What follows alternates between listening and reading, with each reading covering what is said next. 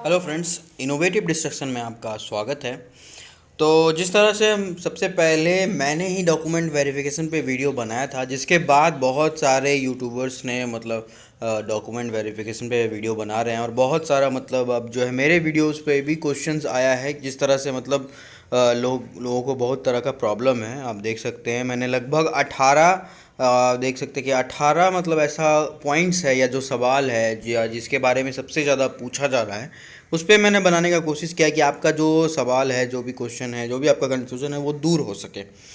तो सबसे पहला जब देख सकते हैं कि जिस तरह से बीएसएससी जो है अब नया नया सर्टिफिकेट वगैरह मांग रहा है, तो उस पर भी हम चर्चा करेंगे इसमें। अब इसमें कहीं ना कहीं उस पॉइंट को भी मैंने इंक्लूड किया होगा, आप देख सकते हैं। तो जो टेक्निकल सर्टिफिकेट है, नॉर्मलाइजेशन कैसे होगा, उसके बाद फिर एसएलसी, सीएसएलसी, ग्रेजुएशन, शैक्षणिक योग्यता, ये सारा कुछ हम इसमें डिस्कस करने वाले हैं। तो इससे पहले अगर आप चैनल पर नए आए तो चैनल को सब्सक्राइब कर दीजिए, वीडियो को लाइक कर दीजिए, क्योंकि इस तरह का बहुत इंपॉर्टेंट जो वीडियो होता है वो हम आपके लिए लाते रहते हैं और आपको इससे बहुत फ़ायदा होने वाला है। तो चैनल को सब्सक्राइब कर दीजिए, वीडियो को लाइक कर दीजिए। तो चलिए सबसे पहले करते हैं। हम देख सकते हैं कि आप देखिए सबसे पहला जो क्वेश्चन है यहाँ पर कि कब का सर्टिफिकेट लगेगा। तो बहुत सारे लोग ये पूछ रहे हैं कि बीएसएससी का जो भी डॉक्यूमेंट वेरिफिकेशन होगा तो उसमें डॉक्यूमेंट जो है वो कब का लगेगा, क्योंकि जिस तरह से आप देख सकते हैं कि 2014 का ही ये वैकेंसी है, तो उस टाइम का लगेगा या 1 साल का पुराना है या 2 साल का पुराना है तो वो लगेगा कि नहीं। सबसे पहले देखिए आपके पास जब का भी है वो अच्छा है, जितना नया है उतना अच्छा है। और अभी आप कर ही क्या रहे हैं? आप अगर कुछ नहीं कर रहे हैं तो आपको जातीय, आवासीय और इनकम ही तो बनाना है और नॉन क्रीमी लेयर सर्टिफिकेट बनाना है।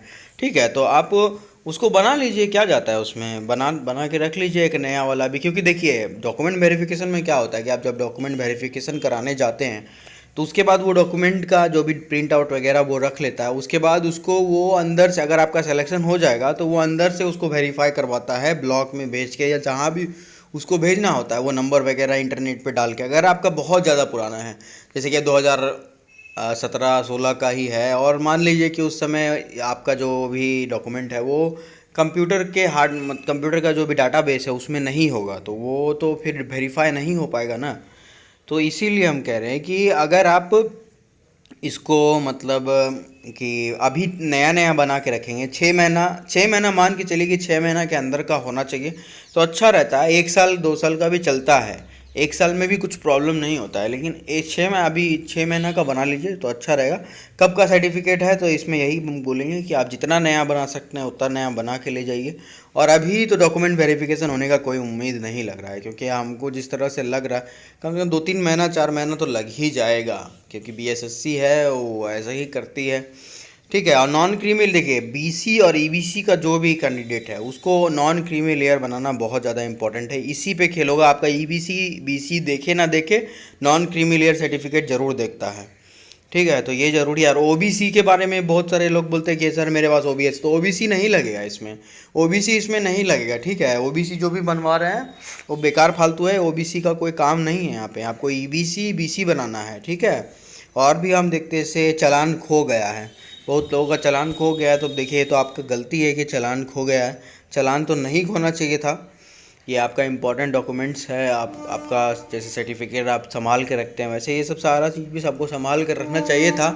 पर बीएससी इसके लिए कुछ ना कुछ उपाय करेगी, क्योंकि उसके पास तो डाटा वगैरह होता है, तो वो अपना निकाल के देख लेगी और उसका कुछ ना कुछ उपाय करेगी। क्योंकि 8 साल से ज़्यादा पुराना हो जाने के बाद इस तरह का तो डॉक्यूमेंट भूल ही जाता है लोग। और एक बात कि अगर नया वाला जो आपने चालान अभी मैंने कटाया था मेंस के पहले जो फॉर्म भराया था, तो उसका कम से कम प्रिंट आउट और चालान ज़रूर रखिएगा, क्योंकि उसके बाद फिर प्रॉब्लम हो सकता है आपको। ठीक है, तो वो ज़रूर रखिएगा। उसके बाद प्रिंट आउट खो गया है, तो अभी प्रिंट आउट में भी वही है कि ये सब चीज़ तो नहीं खोना चाहिए था। आपका ये रिस्पॉन्सिबिलिटी है, ये आपका रिस्पॉन्सिबिलिटी था कि आप इसको कैसे कितना अच्छा से रखें। पर अगर खो गया है तो उसके बारे में कुछ ना कुछ तो बीएसएससी ज़रूर करेगी, क्योंकि मेनली तो ये सब मांगा जाता है आपको डॉक्यूमेंट वेरिफिकेशन में। ये प्रिंट आउट और चालान नहीं मांगा जाता है, यही मेन जो है जातीय, आवासीय और आपका जो भी क्वालिफिकेशन है वो सब मांगा जाता है। और एडमिट कार्ड वगैरह है वो तो कम से कम रखे होंगे ना, अब वो भी हेरा दिए होंगे, वो भी आपका गुम हो गया होगा, तो फिर उसके बारे में कोई क्या कर सकता है। वो सारे चीज़ कम से कम अगर आपके पास प्रिंट आउट या चालान खो गया तो ये खोने वाला चीज़ है, खो सकता है। लेकिन अगर आपका एडमिट कार्ड भी खो गया है तो ये तो फिर चिंता वाला बात है, क्योंकि एडमिट कार्ड खो गया है तो कैसे वो मतलब आपका कैसे डॉक्यूमेंट वेरिफिकेशन, रोल नंबर वगैरह वो कैसे देखेगा। वो सारा इंतजाम आप कम से कम करके रखिए। कम से कम आपका जो भी मेन सुन्स वाला जो एडमिट कार्ड खो भी गया है तो उसका रोल नंबर वगैरह सब रहना चाहिए आपके पास। ठीक है, तो यही था कि चालान खो गया है तो ज़्यादा चिंता नहीं कीजिए, और प्रिंट आउट भी खो गया है तो उसके बारे में भी ज़्यादा चिंता नहीं करना है। ये दोनों के बारे में बीएसएससी आपको ज़रूर कुछ ना कुछ रियायत देगी। और कैटेगरी देखिए बहुत लोगों का चेंज हो गया, ठीक है, तो इसके बारे में आपको कोई दिक्कत लेने का ज़रूरत नहीं, क्योंकि बीएसएससी इसका जो है इंतज़ाम करेगी। उसको पता है कि कब कब कौन सा कैटेगरी कब कब चेंज हुआ है। 2014 के पहले जो आप कैटेगरी में थे उसी कैटेगरी का आपने अगर भरा होगा फॉर्म में तो आपको उसी का मतलब जो है फ़ायदा मिलेगा, और जो चेंज हो गया है तो उससे कोई फ़र्क पड़ने वाला बात नहीं है। अगर आपके पास उसकी मतलब वो पुराना वाला कोई भी जातीय बना हुआ है तो उसको रखिए उसमें। अगर आप पहले अगर बीसी में थे अब ईबीसी में आ गए हैं तो उस समय का अगर आपका बीसी का बना हुआ है तो एक दो ज़रूर उठा के रख लीजिए उसको कहीं ना कहीं। तो आपके पास एक दो फोटो कॉपी वगैरह भी होगा वो भी उठा के रख लीजिए, और नया भी एक बनवा लीजिए। और आप वहाँ पे जाके दिखा सकते हैं कि सर देखिए मेरा पहले बीसी में था अब ईबीसी में हुआ है, ठीक है, तो और मेरे पास ये देखिए पुराना वाला बना हुआ है, ये इस तरह से आपको दिखाना पड़ेगा, ठीक है। या फिर आपको हम अपना मतलब इसके बारे में हम थोड़ा सा डिटेल और वीडियो बनाएंगे, क्योंकि हम उस तरह का एक लिस्ट लेके आएंगे जो मतलब कि आज से 10 साल पहले या 8 साल पहले जो है उस समय कौन बीसी ईबीसी में कास्ट आता था वो वाला एक मतलब लिस्ट है, वो ला देंगे। और उसके बाद अभी जो है वो वाला तो उसमें आप उसको आप प्रिंट आउट करके निकलवा लीजिएगा और उसको रखिएगा। तो वहाँ पर अगर डॉक्यूमेंट वेरिफिकेशन में आपको वहाँ पर आप दिखा सकते हैं कि देखिए सर उस समय ये जो हम कास्ट के हैं उस समय हम बीसी में आते थे या ईबीसी में आते थे, अभी चेंज हो गया है। और इसके बारे में ज़्यादा टेंशन लेने का ज़रूरत नहीं, वो करेगा। लेकिन हाँ गलती जिसका हो गया तो उनको तो टेंशन लेना पड़ेगा ना, क्योंकि देखिए गलती वाला का क्या चक्कर है कि किसी का अगर कैटेगरी गलती हो गया है तो उसका तो अभी तक जो भी प्रक्रिया चल रहा है उस प्रक्रिया में उसका अगर आप ईबीसी था और उसने बीसी भर दिया है तो बीसी के आधार पे ही इसका सिलेक्शन हो रहा है। और आप लास्ट टाइम में अगर आप जाके बोलिएगा कि नहीं हम तो ईबीसी का हैं तो वो फिर बीएसएससी क्या कर सकती है, वो आपको कुछ भी नहीं करेगी, क्योंकि आपके कारण उसको पूरा जो है रिजल्ट को रिवाइज करना पड़ेगा। पूरा रिजल्ट में जो अभी लिस्टिंग हो गया होगा, जो भी आपका मतलब मेंस प्री में आपका सिलेक्शन हुआ है आपके बीसी के आधार पे हुआ है, तो आगे चल के फिर आपके लिए वो पूरा रिजल्ट को ऊपर नीचे तो करेगा नहीं। तो इसीलिए अगर आपका बीसी कैटेगरी में गलती है तो ज़्यादातर मान के चलिए कि आपको जनरल में ही वो देगा, और आपका जनरल में ही आप पास कर जाए तो बढ़िया रहेगा, क्योंकि उसके बाद फिर दिक्कत होने वाला है। और बीएसएससी तो अपना गलती भी स्टूडेंट पे मर देती है, मतलब अपना जो भी उसका गलती है तो उसको भी छुपा के वो काम निकाल लेती है। तो ये तो आपका गलती है तो उसमें फिर वो आपको क्यों मतलब छूट देगी या देगी। तो देखिए अब जातीय है, जातीय देखिए जातीय तो है एससी एसटी और ईबीसी बीसी इस तरह का जो भी सर्टिफिकेट है वो आपको बनाना ही पड़ेगा। और हम पहले ही बता चुके हैं कि कब का सर्टिफिकेट लगेगा, जितना नया बना सकते हैं। 1 साल पुराना है तो चलेगा, लेकिन अभी आप क्या कर रहे हैं, अभी आप बना लीजिए एक नया। ऑनलाइन तो अप्लाई करना है, उसमें आप मोबाइल से भी ऑनलाइन अप्लाई कर सकते हो, उसके बारे में अगर बोलिएगा तो उसके बारे में वीडियो बना देंगे। अगर आप ऑनलाइन अप्लाई करना चाहते हैं ऑनलाइन अप्लाई कर दीजिए, या फिर साइबर कैफ़े जाइए 10-20 रुपया 50 रुपया दो भी लेगा उसमें करवा लीजिए। नहीं तो आप फॉर्म भर के सीधा ब्लॉक चले जाइए, वहाँ पे जाके भर दीजिए, वहाँ फ्री में हो जाएगा, ठीक है। और इनकम भी है, इनकम तो आप 6 महीना से ज़्यादा का ले ही नहीं जा सकते। 1 साल का होता है लेकिन सबसे अच्छा है कि 6 महीना का होना चाहिए। इनकम बहुत इंपॉर्टेंट होता है, और इनकम नया नया ही चलता है, ये 4 साल 5 साल पुराना वाला नहीं चलेगा, इसमें आपको एकदम नया देना पड़ेगा, ठीक है।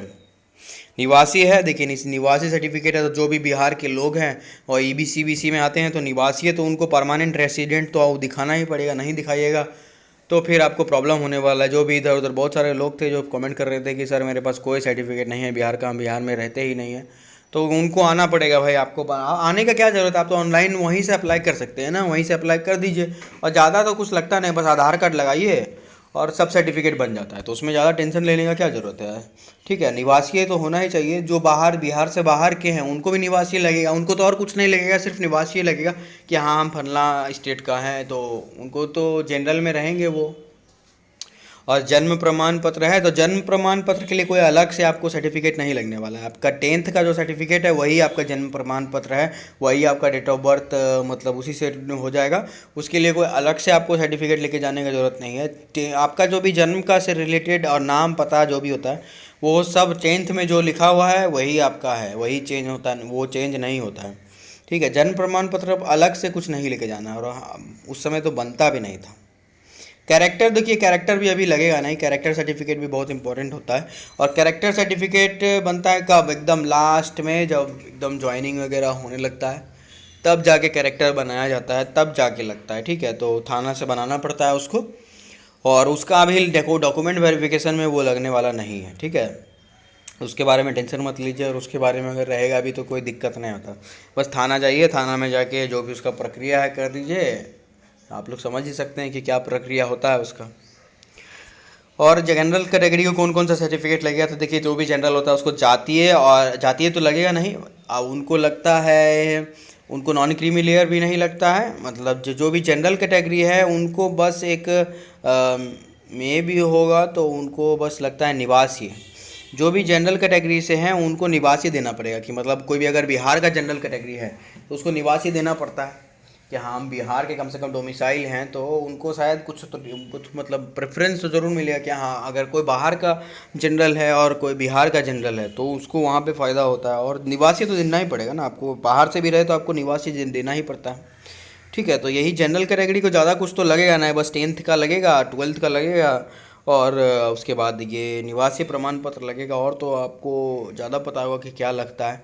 वैसे ज़्यादा सर्टिफिकेट आपको लगने वाला है नहीं, आपको ज़्यादा कुछ दिक्कत होने वाला नहीं। आपका कट ऑफ तो हाई जाता ही है, सबसे हाई तो जनरल का ही जाता है। और बिहार के बाहर वालों को कौन कौन सा सर्टिफिकेट लगेगा, तो वही आपको 12th का लगेगा, 10th का लगेगा, बिहार के बाहर जो भी है। और जनरल आपको मतलब कि वहाँ का निवासी लगेगा, ये देना पड़ेगा, इतना तो देना ही पड़ेगा। और नोटिफिकेशन आने पर आपको ज़्यादा और क्लियरिफिकेशन करेंगे। अब देखिए टेक्निकल सर्टिफिकेट लगेगा कि नहीं, तो ये देखिए बहुत इंपॉर्टेंट क्वेश्चन है, और इसके बारे में अभी किसी को कुछ पता नहीं है। जिस तरह से मतलब आंसू लिपिक का जो अभी मांगा जा रहा है उसमें कंप्यूटर का भी मांगा जा रहा है, आंसू लिपिका का और टंगन का भी मांगा जा रहा है। तो इतना जब सर्टिफिकेट आप मांग ही रहे थे तो उसका टाइपिंग कराने का क्या ज़रूरत था, उसका आंसू लिपिक क्या कराने का ज़रूरत था।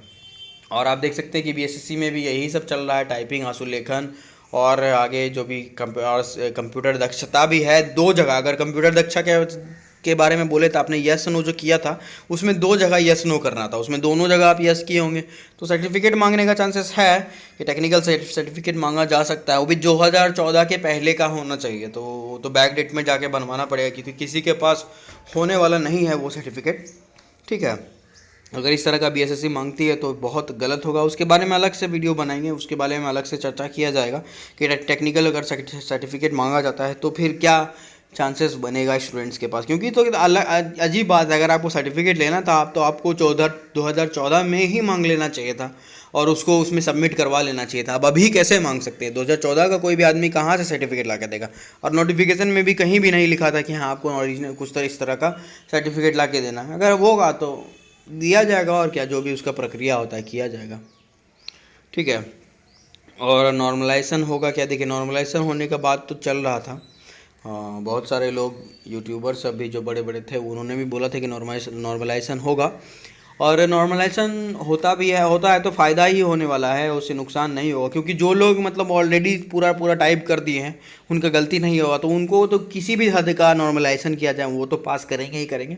हाँ, लेकिन जिन लोगों को मतलब हार्ड पैसेज मिल गया था, 2000 से ज़्यादा का की स्ट्रोक मिला था लेकिन वर्ड कम था, और उसी तरह से मतलब उन्होंने किया है, तो उनको लगभग 40 का स्पीड देने के बाद 35 का स्पीड पास करना था, तो उनको नॉर्मलाइजेशन किया जाएगा। उनको फ़ायदा हो सकता है, अगर थोड़ा गलती वगैरह हो, थोड़ा लाइन वगैरह छूटा हो तो उनको फ़ायदा होने वाला है। ठीक है, आप देखिए शैक्षणिक योग्यता है, शैक्षणिक योग्यता में क्या है, देखिए आपको एक 10th का तो लगेगा ही, और इसका जो हाईएस्ट क्वालिफिकेशन है बीएसएससी के लिए वो 12th है, तो वो तो लगेगा ही। तो 12th का मार्कशीट और जो भी पासिंग होता है, प्रोविजनल होता है, वो सब आप रख लीजिएगा, और 10th का मार्कशीट और एडमिट कार्ड वगैरह सब रखना ही पड़ेगा। ठीक है, यही है शैक्षणिक योग्यता है, और यही इंपॉर्टेंट है। और ग्रेजुएशन का सर्टिफिकेट बहुत लोग बोल रहे थे, तो ग्रेजुएशन का सर्टिफिकेट लगने वाला नहीं है, क्योंकि ग्रेजुएशन का क्या ज़रूरत है इसमें।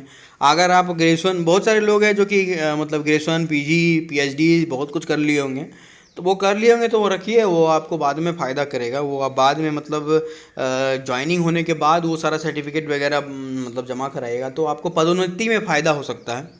मतलब आपको अगर जिस तरह से मतलब उसमें होता है ना, क्या बोलता है, आगे आपको बढ़ाया जाता है तो उसमें फ़ायदा होने वाला है, लेकिन नहीं है।